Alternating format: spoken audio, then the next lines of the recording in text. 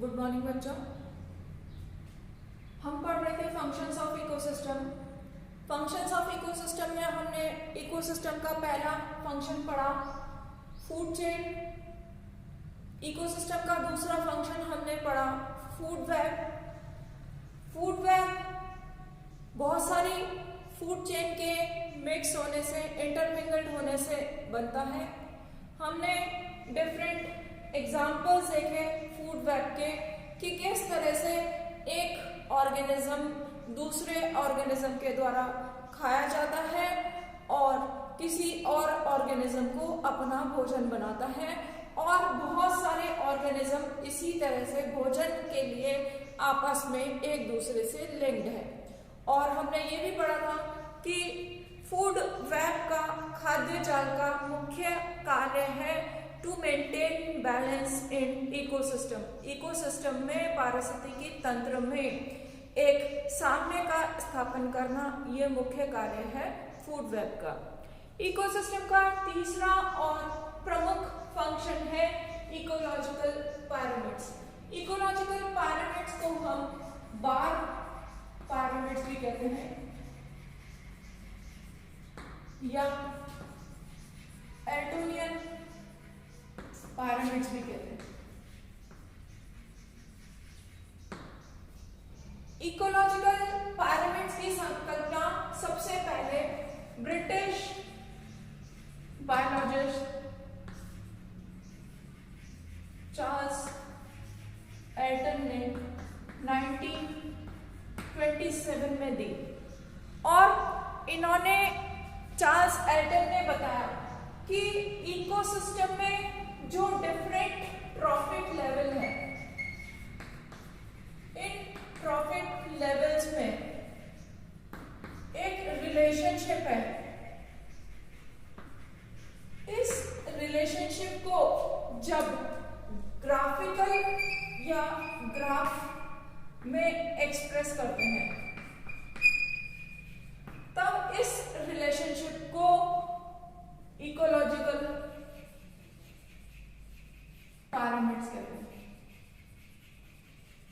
Different trophic levels के आपस में जो संबंध है, उस संबंध को जब ग्राफ के द्वारा दर्शाया जाता है, उस ग्राफ को इकोलॉजिकल पिरामिड्स कहते हैं। और इस ग्राफ को दर्शाने के लिए 3 तरह के पैरामीटर्स यूज किए जाते हैं। फर्स्ट है नंबर ऑफ ऑर्गेनिज्म, कि सजीवों की संख्या कितनी है। दूसरा है बायोमास ऑफ ऑर्गेनिज्म, और तीसरा है एनर्जी। नंबर, संख्या, बायोमास और एनर्जी के बेस पर ये graphical relationship in trophic level पर दर्शाई जाती है। ये 3 तरह के पैरामीटर्स लेके, तो उस ग्राफ को, उस ग्राफिकल एक्सप्रेशन को इकोलॉजिकल पिरामिड्स कहते हैं। Relationship between different trophic level of a food chain expressed in terms of number or biomass or energy by means of a graphic diagram is called ecological pyramid. Ecological pyramid में length of bar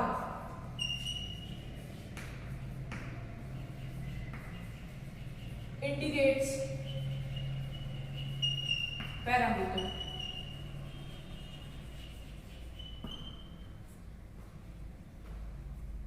ये जब हम pyramids पढ़ेंगे तब और आगे इसमें clear हो जाएगा। तो ये इकोलॉजिकल पिरामिड्स जो है वो एक डायग्राम है, ग्राफिकल रिप्रेजेंटेशन है, जिसमें हम किसी भी फूड चेन के, किसी भी इकोसिस्टम के डिफरेंट ट्रॉफिक लेवल्स के ऑर्गेनिज्म में आपस में रिलेशनशिप को स्टडी करते हैं। इस इकोसिस्टम की क्या लिमिटेशंस है, क्या इसके ड्रॉबैक्स है, ये हम सबसे पहले देखेंगे। मेन या इंपॉर्टेंट ड्रॉबैक है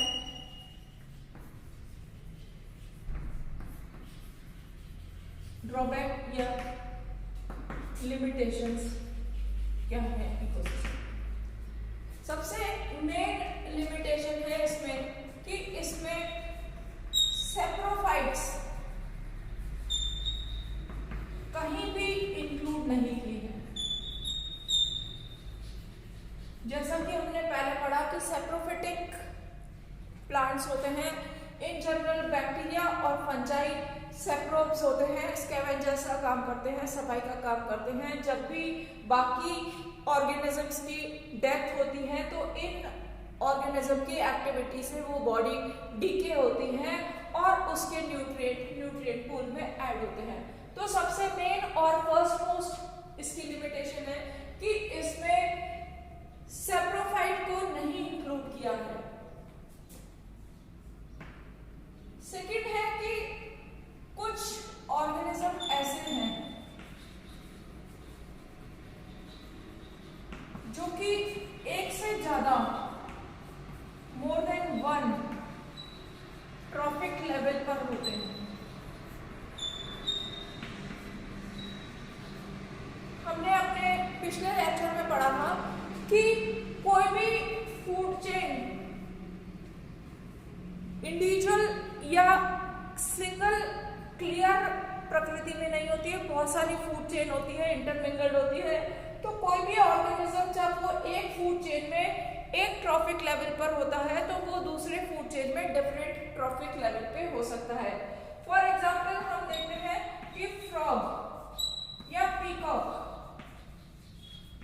या मैन,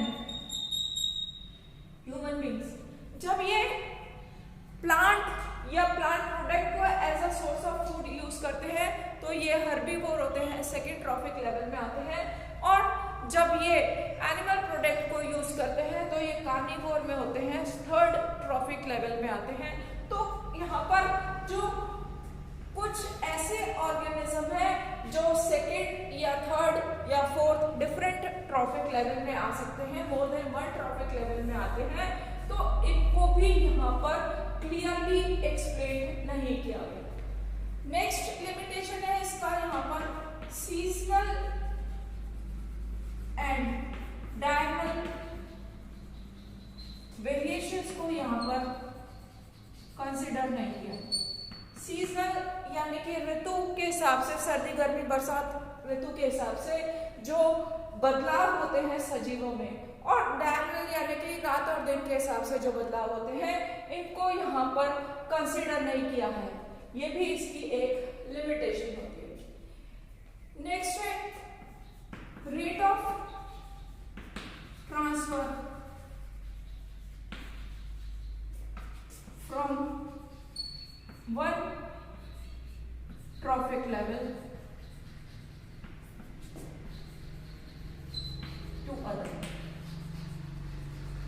कि एक ट्रॉफिक लेवल से दूसरे ट्रॉफिक लेवल में क्या ट्रांसफर रेट है, किस तरह से ये आगे जा रही है, ये भी यहाँ पर कंसिडर नहीं किया है। बहुत अच्छी चीजें इकोलॉजिकल पैरामीटर्स जो कि डिफरेंट ट्रॉफिक लेवल के बीच में रिलेशनशिप एक्सप्लेन करती है, फिर भी इसकी कुछ अपनी लिमिटेशंस है, जैसे कि सैप्रोफाइट्स को इनको इंक्लूड नहीं किया गया है। कुछ ऑर्गेनिज्म एक से ज्यादा पोषक स्तर को अटेन करते हैं।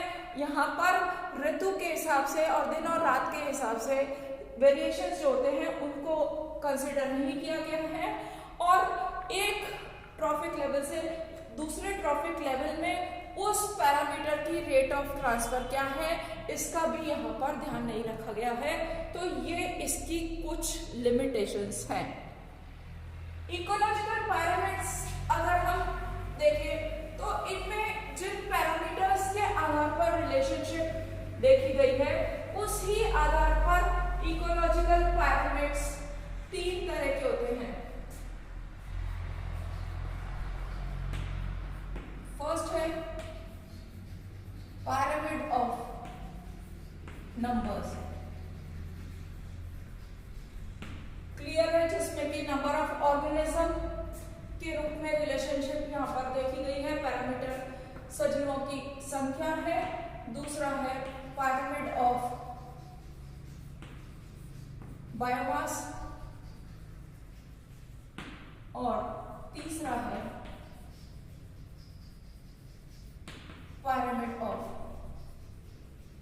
एनर्जी।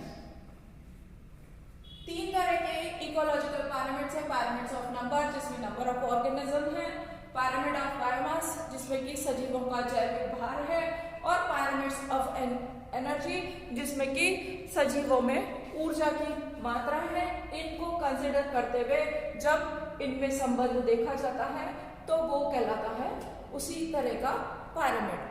सबसे पहले हम पढ़ेंगे पैरामीटर ऑफ नंबर।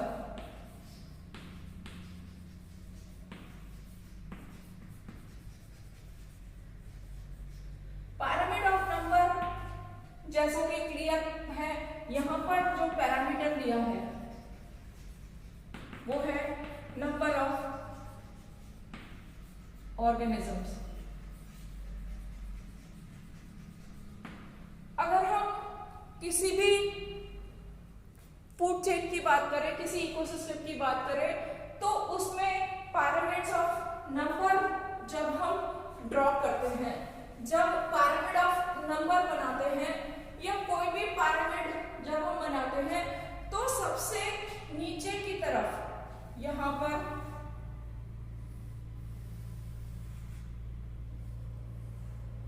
प्रोड्यूसर आता है।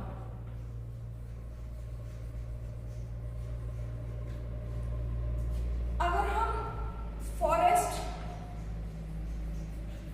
इकोसिस्टम लें, अगर हम ग्रासलैंड इकोसिस्टम लें, तो इसमें प्रोड्यूसर क्या होंगे? फॉरेस्ट में ग्रीन प्लांट्स, ग्रासलैंड में भी ग्रीन प्लांट्स। तो किसी भी जंगल में या घास के मैदान में नंबर ऑफ प्रोड्यूसर्स, यहाँ पर हमारा पैरामीटर है नंबर, तो नंबर ऑफ प्रोड्यूसर्स जो है वो इसकी बार की जो है लेंथ, इससे ये प्रोड्यूसर नापे जाते हैं। प्रोड्यूसर के बाद नेक्स्ट प्रॉफिट लेवल है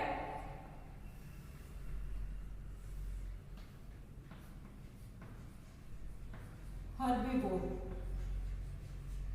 हर्बीवोर की संख्या parameter of number forest ecosystem या ग्रासलैंड इकोसिस्टम में हर्बीवोर की संख्या हमेशा प्रोड्यूसर से कम होती है, और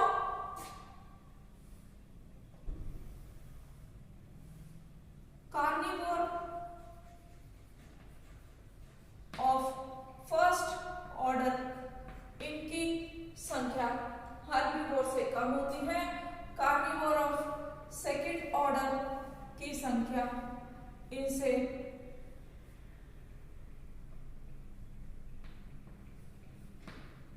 और भी कम होती है, और सबसे ऊपर की तरफ जो होते हैं वो टॉप कार्निवोर की संख्या सबसे कम होती है। हम कह सकते हैं कि parameter of number is up right, सीधा खड़ा है। कैसा सीधा खड़ा है? ये है पैरामीटर ऑफ नंबर। इस पैरामीटर ऑफ नंबर में सबसे नीचे की तरफ है प्रोड्यूसर, उससे कम संख्या है हर्बीवोर की, उससे कम संख्या है कार्निवोर ऑफ फर्स्ट ऑर्डर की, उससे कम है सेकेंड ऑर्डर की, उससे कम है थर्ड ऑर्डर की, और सबसे टॉप कार्निवोर की संख्या सबसे कम है। तो parameter of number is upright for forest ecosystem, for grassland ecosystem, ये जो है ये अपराइट है। अगर हम सिंगल ट्री इकोसिस्टम की बात करें तो विथ पैरासिटिक फूड चेन, अगर सिंगल ट्री इकोसिस्टम है तो पैरामीटर ऑफ नंबर ये इन्वर्टेड होगा।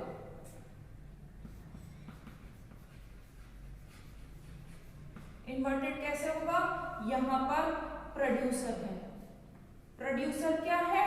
यहां पर प्रोड्यूसर एक सिंगल बड़ा विशाल वृक्ष है, कितना ही बड़ा हो लेकिन वो एक है, सिंगल ट्री, तो एक प्रोड्यूसर है। उस पर रहने वाली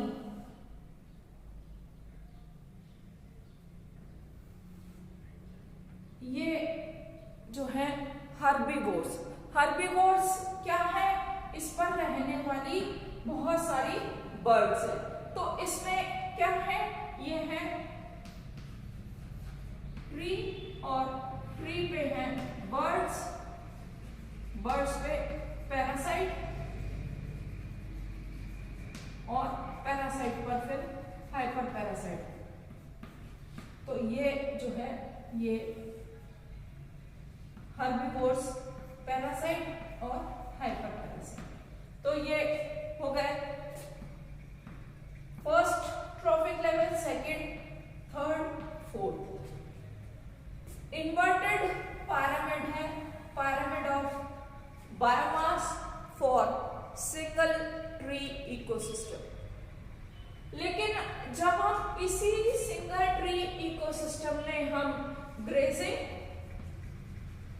फूड चेन देखते हैं, तब ग्रेजिंग फूड चेन में क्या होता है? तब यहाँ पर ये डिफरेंट पिक्चर आती है। कैसे? ये है एक सिंगल ट्री वाला प्रोड्यूसर, एक सिंगल ट्री है, इस पर रहने वाली स्मॉल बर्ड्स, छोटी छोटी चिड़िया, पेड़ से उनकी संख्या ज्यादा होती है, और फिर एक पर रहने वाली large birds. In large birds का नंबर स्मॉल बर्ड से कम होता है। तो ये जो है ये प्रेडेटर फूड चेन जब है, ग्रेजिंग फूड चेन या प्रेडेटर फूड चेन के साथ ये इकोसिस्टम का शेप होता है, जिसमें एक सिंगल ट्री है प्रोड्यूसर, उस पर बहुत ढेर सारी छोटी छोटी चिड़िया रहती है और कुछ बड़ी चिड़िया रहती है। तो ये है प्रेडेटर जब होती है, और टोटली इन्वर्टेड होता है जब पैरासिटिक फूड चेन होती है। ये है pyramid of number. pyramid of number का सबसे मेन ड्रॉबैक क्या है? सबसे मेन लिमिटेशन क्या है? सबसे फॉरमोस्ट है कि इसमें साइज को कंसिडर नहीं किया। पॉन्ड इकोसिस्टम की बात करते हैं तो ये पॉन्ड इकोसिस्टम में भी अपराइट होता है pyramid, और पॉन्ड इकोसिस्टम में हम देखते हैं कि उसका साइज, प्रोड्यूसर का साइज, जो कि एक एक्वेटिक प्लांट हो सकता है, एक छोटा फाइटोप्लैंक्टन हो सकता है, उसका साइज जो है वो बहुत छोटा होता है। जबकि यहाँ पर एक पेड़, एक विशाल वृक्ष की बात कर रहे हैं, उसका साइज बहुत बड़ा होता है। एक पेड़ जो बहुत बड़ा है, बहुत सारी चिड़ियाओं को फीड कर सकता है, बहुत सारी चिड़ियाओं के खाने के बंदोबस्त कर सकता है, जबकि बहुत सारे पेड़ या बहुत सारी घास ये मिलके एक हाथी का पेट नहीं भर सकते। तो यहाँ पर साइज ऑफ इंडिविजुअल जो है वो कंसिडर नहीं किया है। इकोसिस्टम की एक एग्जैक्ट पिक्चर नहीं आती है, क्योंकि ऑर्गेनिज्म का सिर्फ नंबर ही कंसिडर किया गया है, ना तो उसमें साइज कंसिडर किया है, ना उसकी दूसरी चीजें कंसिडर की गई है, और बाकी की जो जनरल लिमिटेशंस है वो भी यहाँ पर है, जैसे कि सेप्रोप्स को नहीं किया है, कुछ organism more than 1 trophic level को करते हैं, वो सारी की सारी लिमिटेशंस तो यहाँ पर है। सबसे मेन इंपॉर्टेंट है कि एक फाइटोप्लैंक्टन को एक बड़े पेड़ से कंपेयर हम कभी नहीं कर सकते। दोनों के साइज में, दोनों की कैपेसिटी में, दोनों के हर एस्पेक्ट में बहुत ज्यादा डिफरेंस आता है। तो ये था सबसे पहला